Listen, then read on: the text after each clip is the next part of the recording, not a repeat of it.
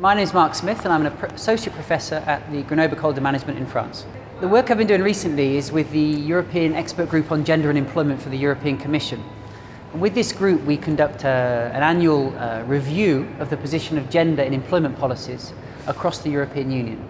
So in the European Union there's a loose coordination of employment policies with the aim of improving the level of employment, improving the competitivity of the European Union. And an important part of this is to make a better utilisation of women, integrating more women into employment, and for those women on the labour market to improve their situation in terms of making better use of the skills that they have and the higher level of education they have. So for example, at the moment we already have women graduating from higher education at higher rates than men, yet they don't ever achieve the potential on the labour market because of various processes that disadvantage them.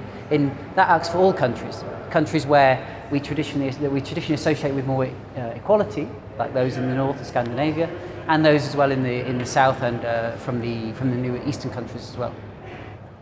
So through our review of the position of gender in the different employment policies at the European level and in the 27 states, we find that the position of gender mainstream in this process of governance that includes gender in different phases of policy making has fallen away. So whereas it was supposed to be institutionalized into these policy making processes through the what's called open method coordination, the sharing of good practice between countries, what happened in the crisis was that countries concerned about the rapid rise in male unemployment and in a way reverting to type in terms of their concerns about the traditional employment areas in industry, for example, they dropped their concerns around gender. So we find that the majority of policies that were introduced in this period 2008-2009 had a very low gender dimension compared to the period before, which wasn't great, but was certainly better.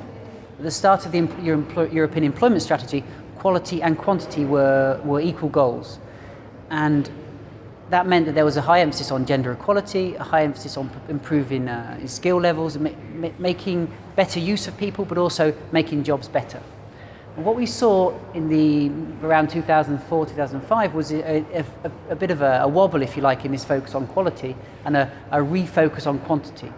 And that's become even more important as policymakers now, in terms of the crisis, think about getting more people back into work, no matter what type of job it is.